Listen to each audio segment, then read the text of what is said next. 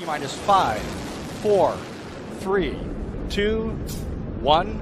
Booster ignition and liftoff.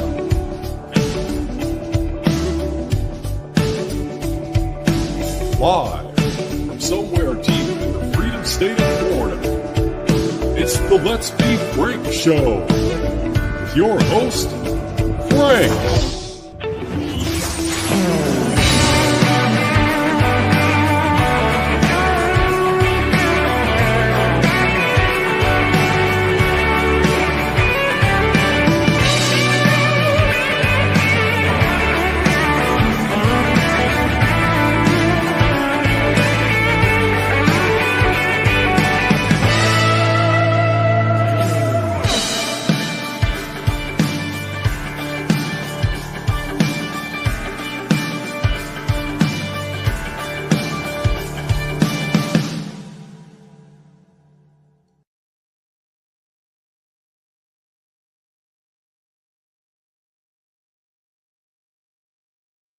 Hey, welcome back, everybody, to another Freedom Stream on Tuesday night. I'm glad to see all of you guys here today. And the microphone is on tonight and not off.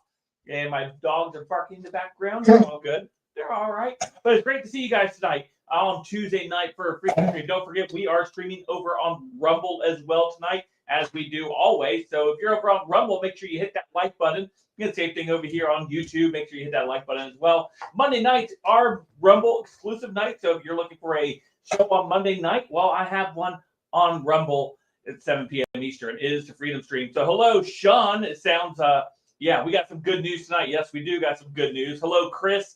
Thank you for the shout out all the way out there in South Carolina. Thank you. Amazing Traces here. And of course, Mayor, good evening, good afternoon, depending on where you're watching tonight. It's great to see everybody. Yeah, great news, right? Supreme Court giving the Trump administration a huge victory tonight. The Trump administration and Donald Trump himself has been working tirelessly in order to try to fire so many of these individuals in all of these departments in the administrative state. Going after, obviously, firing all the USAID government workers, going in and firing the Department of Education and all these other departments that have holdovers from past administrations, from Democrat past administrations and stuff like that. So we have a big story here breaking with, of course, there's some stuff that we're going to talk about a little bit later. But right now, let's focus on the good stuff that's happening, the stuff I voted for, the stuff you guys probably voted for, getting rid of the administrative state, getting rid of the AKA deep state, if you will, these holdovers that have been in places of power for way too long, who believe they're the ones who run the country. And we know that isn't the case. I didn't vote for some bureaucrat in the Department of Education or the USAID aid office or the CIA, FBI, et cetera, et cetera. I didn't vote for any of those guys. I voted for Donald J. Trump to implement an agenda that was America first. That's why I voted for it. I think that's what the majority of the country has voted for. And so when these rogue judges step up and they start trying to stop the executive branch from doing executive things, there's a problem, right? They're actually the threat to democracy, like they always say, right? They're the ones who cause constitutional crisis, as they like to say. They're the ones who continue to do all these things. They are absolutely guilty of what they accuse the other side of. And that right there, my friends, is the crux of the argument, the crux of this entire thing. They understand that if Donald Trump's able to go in and shred up the administrative state, it's going to make things flow a little bit easier, and we're going to be able to get this agenda going a little bit sooner and quicker. It's been 6 months trying to get this agenda implemented, and he's been battling these rogue judges every step of the way. They believe they're above the law. They believe that their rulings are greater than the Supreme Court's. And so the Supreme Court has had to go in, and this was a overwhelming victory for the Trump administration. It was an 8-1 decision, 8-1. And I'll give you a guess of the only person on the court who voted no on this. And so we're going to take a look at that real quick over on Fox News. They brought this exclusively. Let's take a listen. All right, as mentioned, breaking moments ago, the Supreme Court with a decision that will allow the Trump administration to move ahead with their plans to cut the federal workforce, at least for now. Justice correspondent David Spott, give us the backstory here, reporting live from Washington. Hi, David. Hi, Martha. A nice Tuesday afternoon win for the Trump administration. And it's funny because the justices normally are on their summer recess right now. Doesn't mean they don't work behind the scenes, but these justices have been busy because of these executive orders and the way they've made their way through the legal process. But this right now is a order from the Supreme Court essentially saying that a San Francisco judge who put a stop to the Trump administration from cutting several federal agencies, they're saying that the Trump administration, in fact, right now can continue forward as the case plays out on its merits. So essentially back in May, several different agencies sued. They said that the Trump administration wanted to make cuts at the Departments of Agriculture, Commerce, Defense, Energy, Health and Human Services, Homeland Security, HUD, Justice, Labor, State Treasury, and Transportation, pretty much all of them. Now the Supreme Court is giving the Trump administration victory some almost 6 months into the president's second term here, saying that they can go forward with these reductions in forces. You may remember that this was part of the DOGE effort when Elon Musk was still hanging out around the White House. But President Trump today, Martha, during the cabinet meeting, said that some of those DOGE moves made sense, were important. And this was a campaign promise and a promise really of this presidency to cut some of these federal agencies. And now this administration can feel vindicated from the Supreme Court as they move forward and make some of these cuts, Martha. Yeah, just a couple of quick questions for you with regard to whether or not this comes from the Supreme Court's decision that one judge cannot overrule a presidential agenda item. And secondly, what is the impact on whether or not the executive branch, the President of the United States, can cut funding that Congress has approved for these agencies prior? So I'm going to take the first one first because I know the answer to that much better. The Supreme Court did come down, as you mentioned, with an opinion recently before they did break for their summer recess, albeit they're still working, and said that nationwide injunctions, which were these nationwide pauses, those no longer can go to the level where they did before, where a judge in San Francisco can change a policy for someone that's living in Boston, Massachusetts. So likely this is something that plays into that because this was a federal judge in San Francisco that said that the Trump administration cannot fulfill this executive order, which affected people that worked at all these different federal agencies. The second part, I don't want to give the wrong answer. I'm not 100% sure. I'm still reading through this Supreme Court opinion. We didn't expect this to come out today, or I should call it a Supreme Court order, rather. But certainly, Martha, this is something that the Trump administration is going to tout. They've been looking to make cuts in these agencies, and really things have been on pause for this Justice Department and this administration in many ways because they've been tied up with these lower courts, with the district courts, with the circuit courts. And then the Supreme Court delivered them that gift just a couple of weeks ago and said that these nationwide injunctions in many cases must not go forward. Yeah. So there you guys go. A huge, huge victory for the Trump administration regarding the administrative state, right? Regarding the individuals in these departments, such as the Department of Education, Energy, and all the departments, right? All the departments that Trump has oversight on. He's the executive. This is what the president does. And it was ridiculous that a judge in San Francisco, of course, Democrats do this all the time. They judge shop to find a commie judge in order to go ahead and halt policies or agendas that are moving in a direction that will benefit the country. And this is what they do. They take him and they judge shop and they get him in these orders in there, and they're able to stall the entire system based off a judge. And God bless Trump, man. He really abides by these rulings, right? He won't go above them, and he'll wait it out. He'll say, well, we need to go ahead and just fight it through the system, right? Whereas Democrats, for example, if a judge orders, hey, you can't do that, they're like, we're not listening to you anyway, and they do it anyway. And truly that is the difference, right? That's the difference between President Trump wanting to save the country, wanting to instill the American confidence back into the system that it once had at one point, and say, look at this, this president's trying to do the things the right way. He's not, saying, well, we're just going to do it anyway, unlike the Democrat Party, because that's what they always did.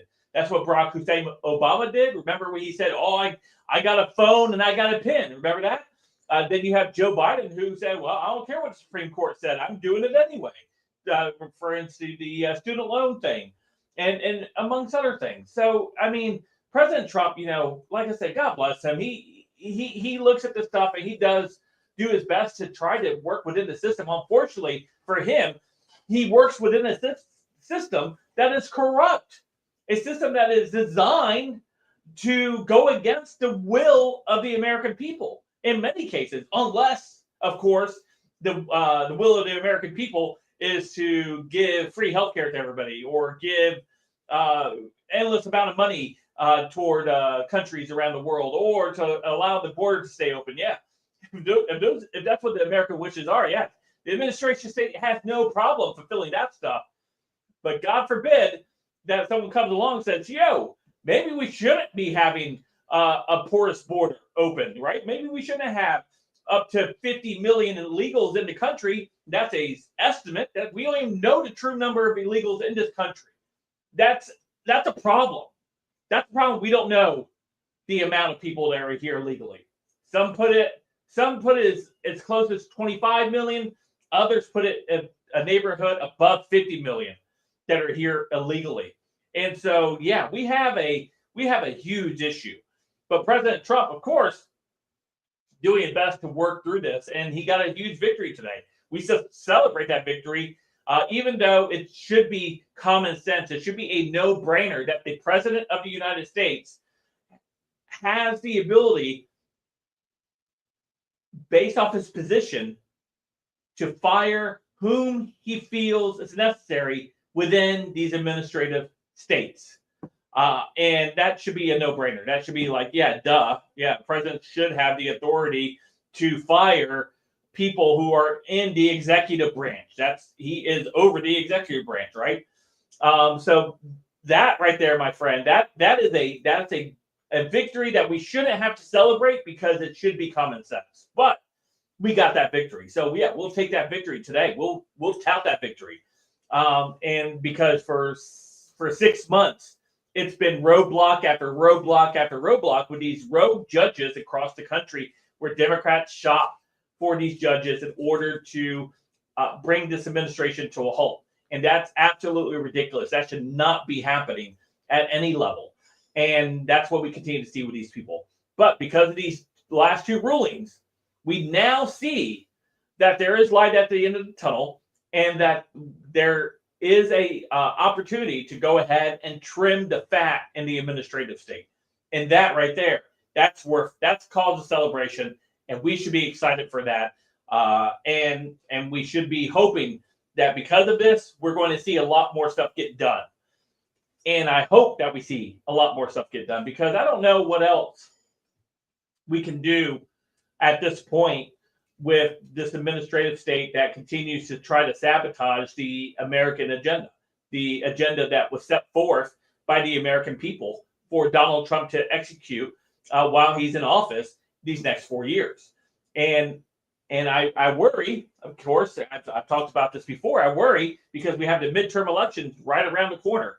And because of all the roadblocks and things that have been put in place, things have moved very slowly. And we cannot rack up the wins that we need, long-term wins we need down the road.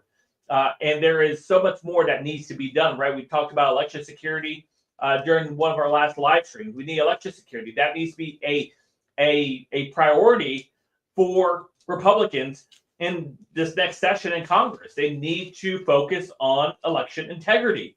The other thing we talked about that needs to be really looked into by the DOJ, the FBI, of course, is the election fraud that took place in 2020. We need to look into that. We need accountability for COVID. We need accountability for the judges, judges, governors, mayors, city councils, and others who actively try to mandate the jab among the American people. So yeah, we do need accountability to that. So the DOJ, the FBI have a lot of work to do. Hopefully they don't botch that. I hope they don't botch election security. I hope they don't botch going after people who sat there and literally, right, prevented Donald Trump from becoming president because of what they did in 2020. There needs to be a reckoning. There needs to be accountability, and we need to have it. We need to see it. The American people are sick and tired of the deep state, the swamp, continually screwing over the American voter. And that's what we need. I want to see that from our DOJ and FBI. However, there are forces that are working behind the scenes. There are forces. We talked about this last night on our Rumble exclusive stream over on Rumble. We talked about this last night, is that there are forces that are working right now that are behind the scenes lobbying President Trump to grant amnesty to certain sectors of work of businesses that employ illegal immigrants. That right there is worrisome. And I think President Trump has been hearing from the base on this, even as soon as yesterday. As Charlie Kirk talked about in his show, we talked about it. He mentioned it at his rally after the big, beautiful bill was passed. Remember, he went to that rally in Iowa, and he talked about how they're working on something behind the scenes. Susie Wiles is leading the effort of trying to get some type of a way to help the farmers and the service industry and these leisure industries in order to hold on to their illegals. So yeah, that right there is a big concern of mine, and I think it's a big concern for a few other people as well. I think might be a big concern for you guys. If not, then tell me why. Tell me why it's not a concern for you guys. But this is what President Trump said today. I have a few. Well, let me grab this one first. They were talking. Let's see. Where did I see it?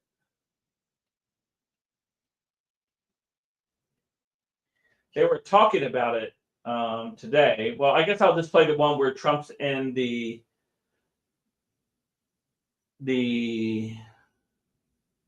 meeting he had today. He had a meeting with all of the cabinet, and he was asked about this. Okay, let's do this one first. If you didn't tune in last night, we'll do this one first. This is Charlie Kirk talking about this, and then we'll go ahead and deal with what President Trump said today. So here's Charlie Kirk talking about this. President Donald Trump signed the big, beautiful bill on Independence Day on July 4th, signaling a massive legislative accomplishment. Tax cut, no tax on tips, no tax on overtime, no tax on Social Security, huge investment in border security, $175 billion for ICE. We're going to talk more about the profundity and the importance of this bill, but it is of great urgent necessity that we cover what is coming next. And yes, we are going to talk about Epstein. We're also going to have live coverage from the awful and the unspeakable tragedy happening in Kerr County and near Hunt, Texas. Just a national tragedy with the flooding issue in Texas. But you would think that, hey, we get $175 billion for ICE. We're going to get mass deportations.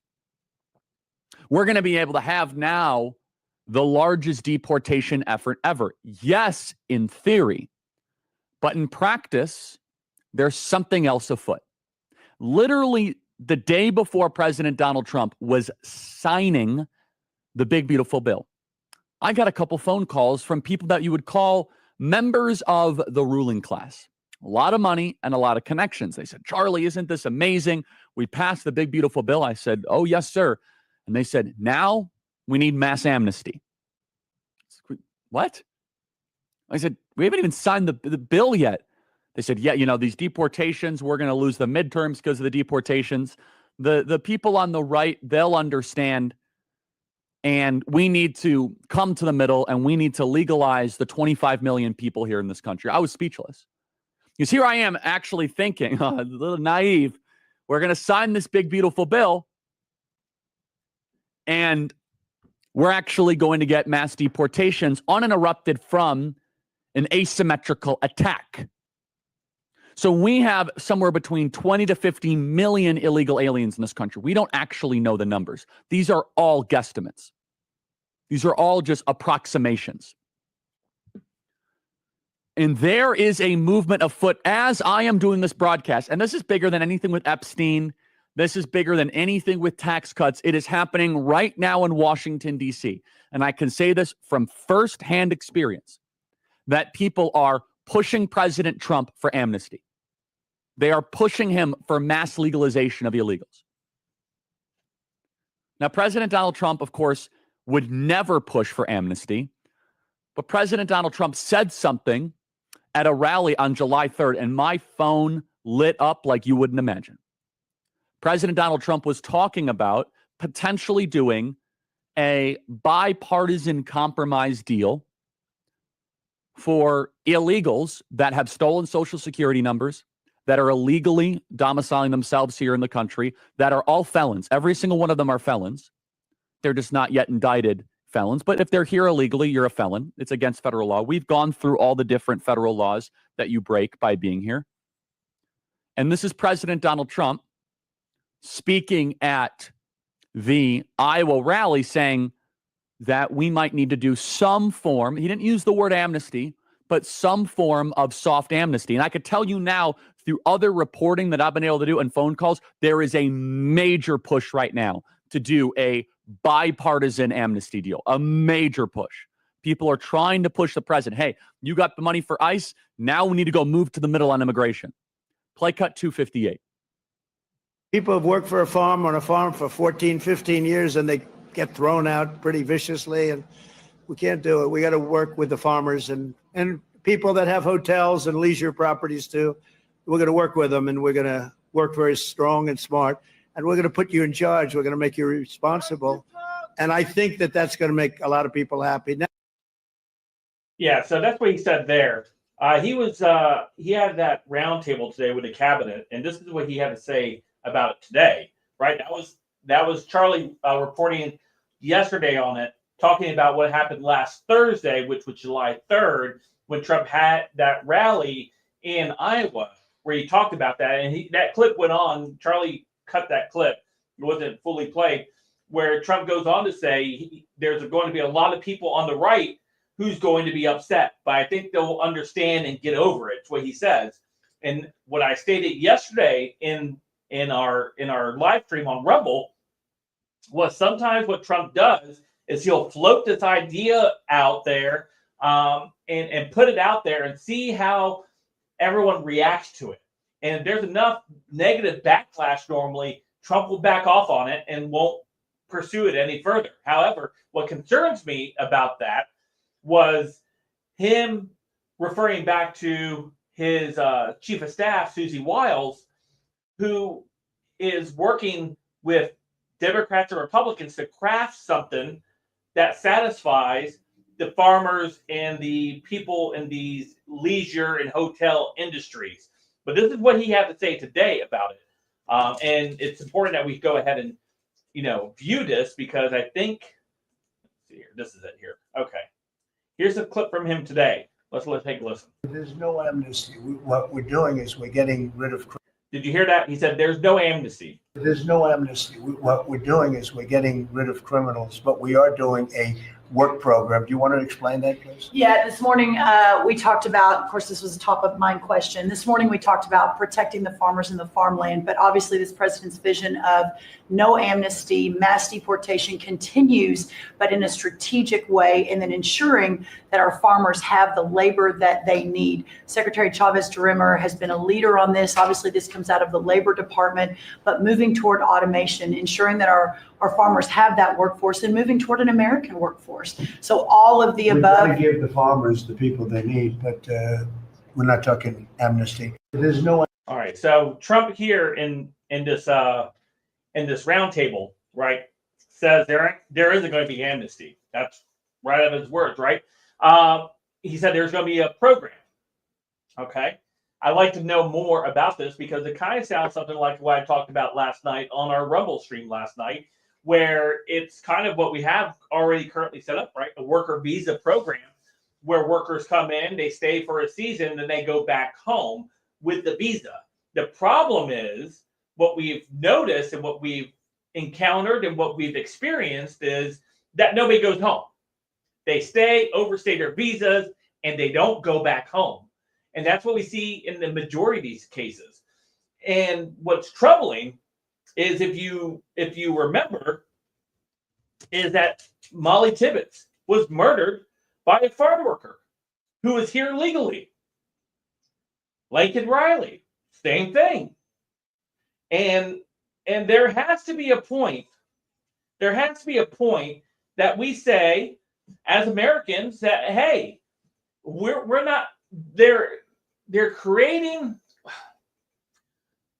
What this does, it artificially keeps wages low, and people are like, well, you know, these products are going to raise in price. Yeah, probably. Like things that if we hire just Americans to do these things, what that tells us is that we're paying these farm workers who are coming here illegally, we're paying them slave wages. They're getting paid not nearly enough for what the work demands. And if we actually had market value of what that work demands and the American worker was actually working that, well, those wages wouldn't be so artificially deflated. And we see that in the service industry as well, right? We see that with dishwashers and servers and waiters and maids and all these positions that are filled with a lot of illegals. And too many people who want to defend big farm and defend big entertainment and big leisure resort hotel corporations because they're okay with paying these workers the least amount of money possible instead of actually employing American citizens.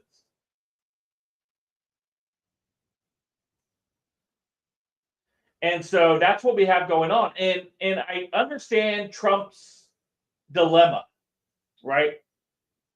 Because what if you do this?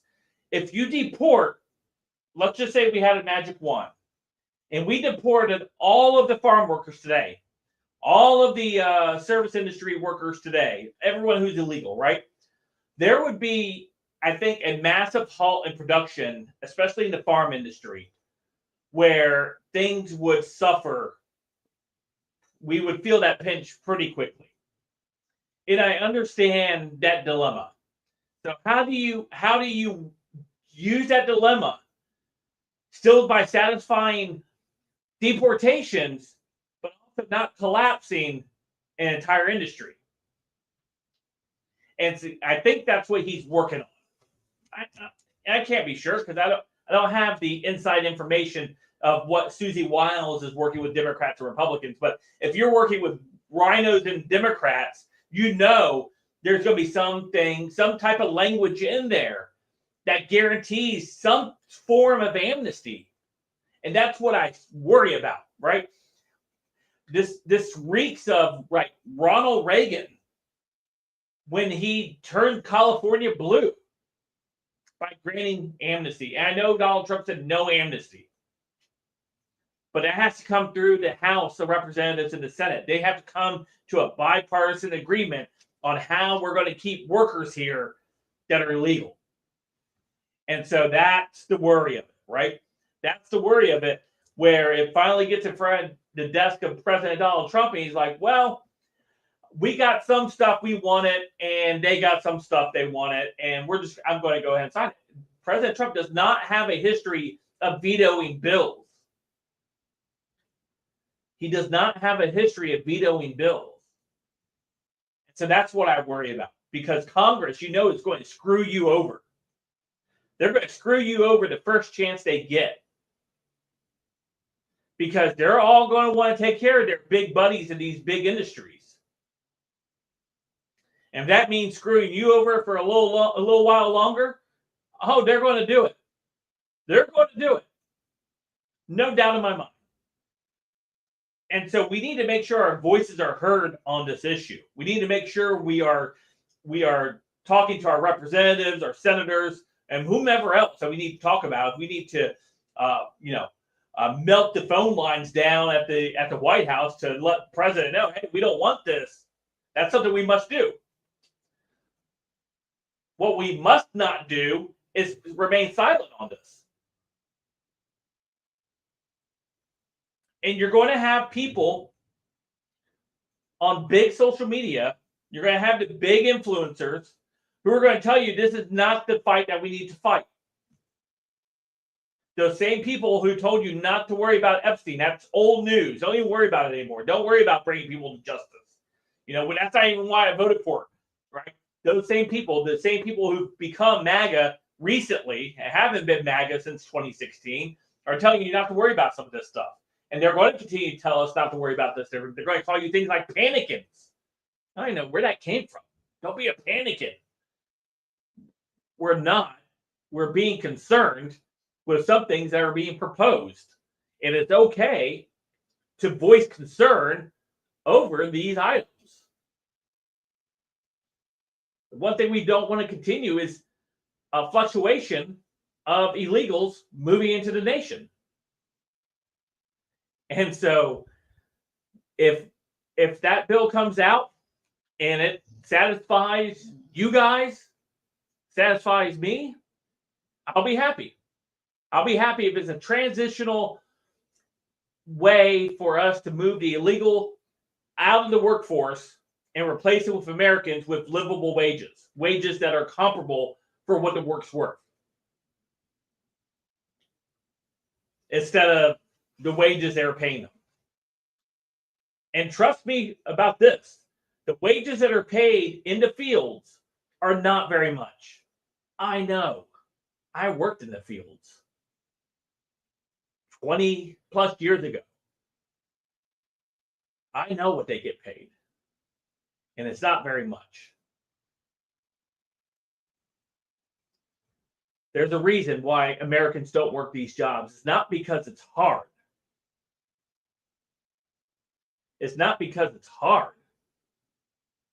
Americans don't want to work the jobs because they don't pay what they are worth. And so Americans are happy to allow a slave labor force to be paid pennies on the dollar. I understand that sector. I grew up in that sector. I grew up on the farms. I know about that stuff.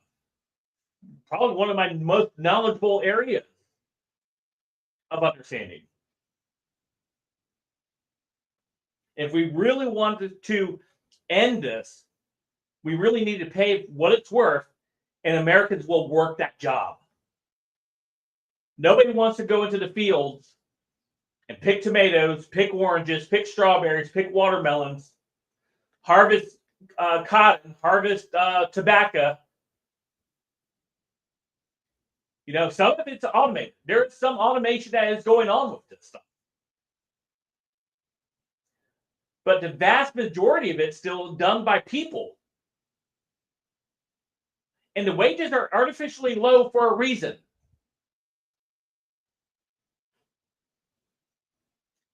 And so if we're serious about immigration, if we're serious about removing people that don't belong here, then we need to pay what the job is worth.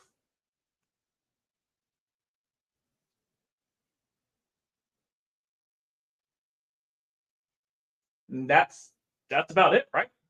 I don't see any other solution because I'm telling you, nobody's going to want to go pick vegetables in the summer heat for what they're paying them right now. No American citizen is going to want to do that. And it's not because American citizens are lazy and not hardworking. But American citizens aren't going to do the job if the job isn't going to pay enough.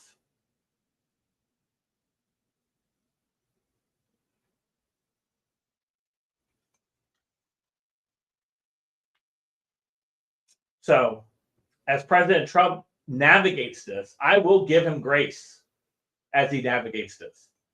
It's a complicated issue. And I agree, no amnesty. That is the bedrock, right? No amnesty.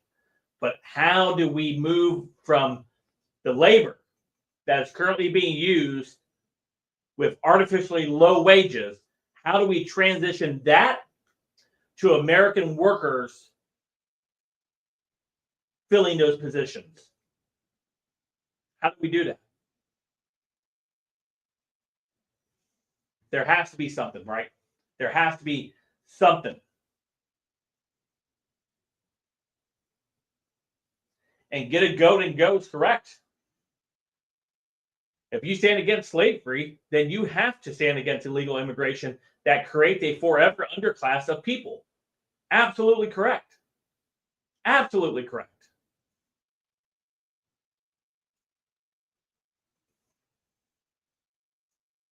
And so that is the situation President Donald Trump has to navigate.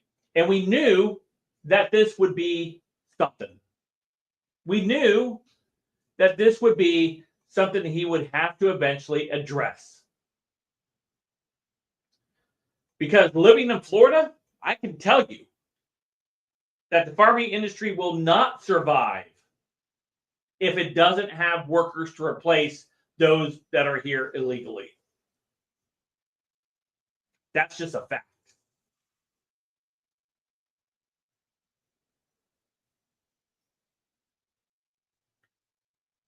So again, there has to be something that satisfies all of these things.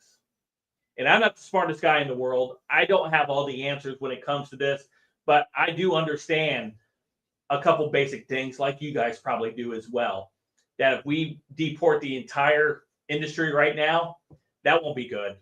However, there has to be some type of transitional thing that we replace these workers with American workers. Or here's something: we can replace the illegal workers. It's not going to be any better. I know people are going to be upset with this one, with prison workers. Just a thought. Prison workers doing the harvesting as a work release program. That could be something.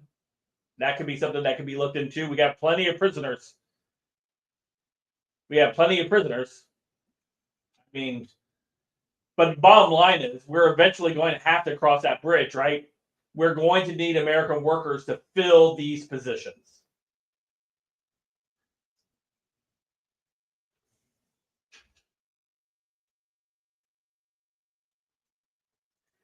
The average of American farmers are 60 plus years old. Yep. Yeah, Sean says, if we can offer President Trump grace on this complex issue, why can't we afford grace for very complex issues of the Epstein files, excuse me, and the real threat the cabinet faces trying to confront it? That's fair. That is fair. And I will give that to you, Sean. That is a very fair statement. That is very fair. So anyway, so that's what we have going on with the amnesty thing. I know people have been lighting it up on social media, and rightfully so, right? No amnesty. That is the line, because we don't want amnesty. Amnesty only creates more issues down the road. We are currently suffering through that amnesty of Ronald Reagan's 40 years down the road. Almost 40 years down the road. We are still dealing with that, the consequences of that decision of him granting amnesty. We cannot do it to our future children as well. We cannot do it to the future generations. We have to hold fast, and we have to hold the line. That's what it is.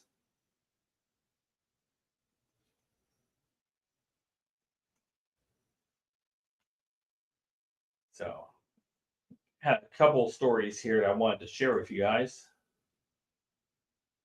Let's see here. Just covered the no amnesty thing. Just did that one. Did that one already. Oof, damn, I've already covered a couple of my stories already. Let me just double check over here because I have a few other ones over here.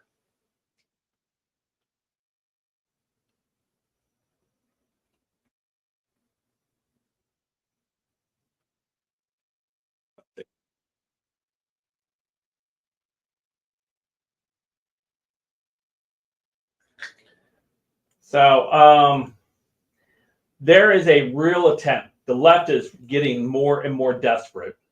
They are becoming desperate all the time. They are desperate. They are desperate to do anything they can in order to stop deportation of illegals out of this country.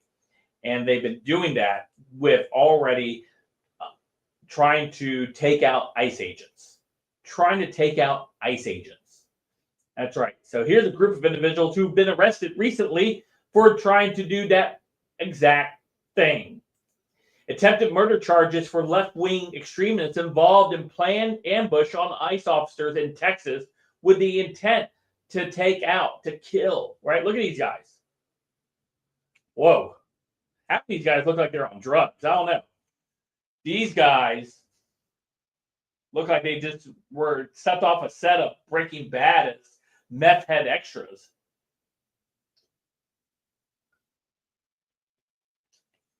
That right there, that's a motley crew if I ever saw one.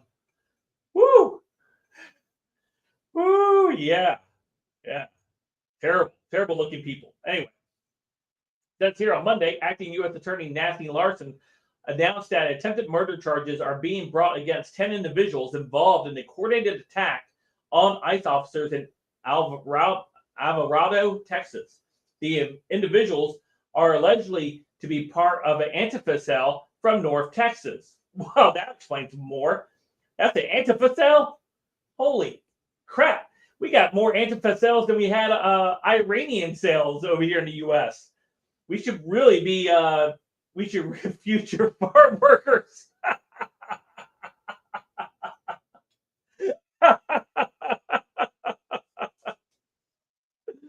That's great. That's great right there. Future farm workers ready to serve. They are ready to serve, my friends. Put them out there in a hot field. Let them go ahead and harvest our tomatoes for us. Yeah. So this group bunch of here are Antifa members. Antifa members living in Texas. I'm sure they were recruited by their masters over in Seattle, Washington. But look at these people. They are terrible looking. Again, they literally do look like they came set up, especially this guy. This guy's a tweaker. Look at that guy, man. All right. The individuals are allegedly to be part of an Antifa cell from North Texas. According to the criminal complaint, the defendants, dressed in black military-style clothing, began shooting fireworks at the facility as part of an organized attack. The statement from the U.S. Attorney's Office, Northern District of Texas, shares that approximately 10 minutes of conveying, one or two individuals broke off from the main group and began spraying graffiti on vehicles and on a guard structure in the parking lot at the facility.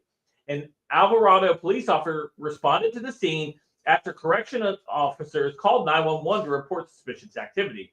When the Alvarado police officer arrived, an alleged defendant positioned in nearby woods shot the officer in the neck area. Another alleged assailant across the street fired 20 to 30 rounds at unarmed correctional officers who had stepped outside of the facility. As alleged in a complaint, an AR-style rifles were found at the scene. The assailants fled from the detention center, but were stopped by additional law enforcement officers. Some defendants were wearing body armor, some were armed, and some had two-way radios. A total of 12 sets of body armors were found during searches of the vehicle associated with the defendants on their persons and in the area around the Prairie Land Detention Center.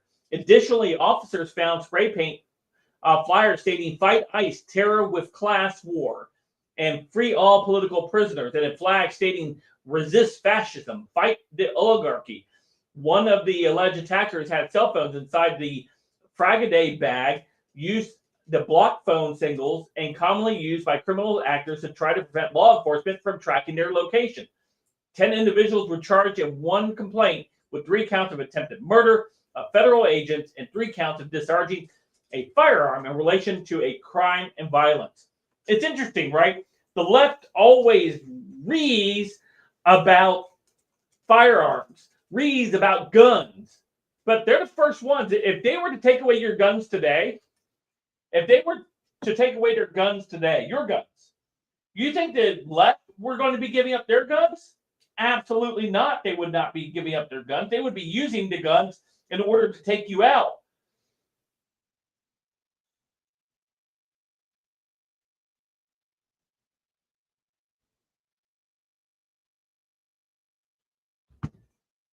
That's what they would be doing. And so these people have no problem using firearms. They have no problem using force and violence to get their way. They're a bunch of hypocrites. They're the ones who would absolutely use firearms to accomplish their will. And so when they say that the right is the one that is dangerous with firearms, they are projecting. They are projecting like they always do. They will use firearms. They will use all of these things in order to get their way. They're petulant little brats who, when are faced with consequences or faced with reality, they lash out and they'll use violence as a way to do it. And this is who these people are. This is what they do. No problem with using violence and guns and whatever else in order to accomplish their goals. This motley crew right here, that was part of the Antifa.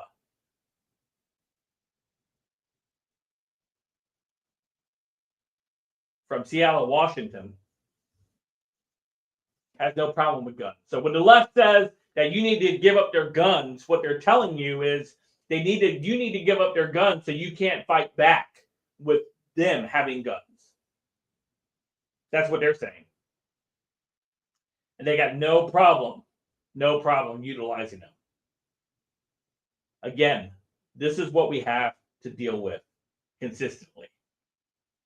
These people who will do whatever it takes in order to take down law enforcement who are lawfully doing and obeying and upholding the laws of this country.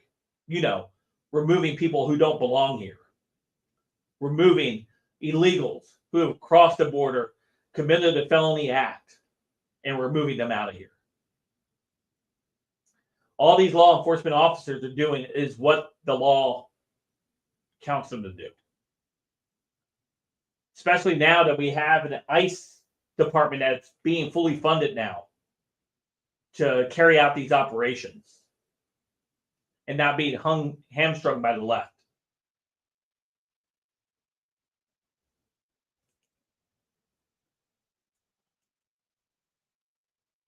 So, yeah, they're a bunch of hypocrites. We should never take them seriously. We shouldn't take them seriously when they try to shame you for your position on things like, self-defense or anything else that requires us being Americans. But we should take them seriously when they say they're going to fight. Because they will fight. We should definitely take them seriously when it comes to that. We should take them so seriously, they should be put on a government watch list. They should be put on a terrorism watch list because they are domestic terrorists. Whenever the media covers them and they're like, oh, they're only shooting fireworks. Yeah, it's normally a distraction tactic. But fireworks can seriously injure somebody too.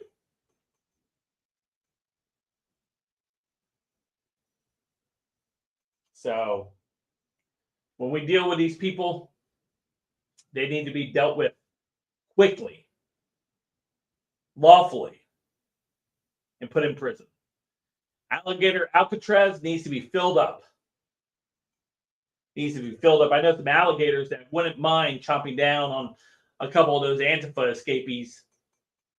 Some of those guys look like they could feed a gator for a couple days. Oh, anyway. So we're going to go ahead and wrap up for the evening. Obviously, they're a great Freedom Stream. I appreciate having you guys here for a Freedom Stream. Our next broadcast will be Thursday night at 7 p.m. Eastern Time. Thursday night at 7 p.m. Eastern Time. So look forward to you guys seeing you guys then. Don't forget to check out the videos that we have on the channel. Don't forget that we have Rumble as well. So if you're over on Rumble, thank you for watching over there. Thank you for supporting the stream. We do have exclusive Rumble live streams on Monday night at 7 p.m. exclusively on Rumble. So check that out. If you have not followed me over on Rumble yet, I would encourage you to go over to Rumble and follow me. Follow me over on Rumble. Love to see you guys over there. Love Rumble. Rumble is becoming a great platform. They've done a lot to really make it better, and I appreciate what they're doing over there. So check out Rumble over there. You can check out, that's the current live stream that's going on right now. So check it out. But outside that, I have a video later on tonight that will drop right around 10-ish tonight. So check that out. I will see you guys a little bit later. God bless. See you guys Thursday night live stream. As always, thank you to the mods. Thank you to the members. Appreciate all of you guys. I will see you guys soon. Have a great one, everyone.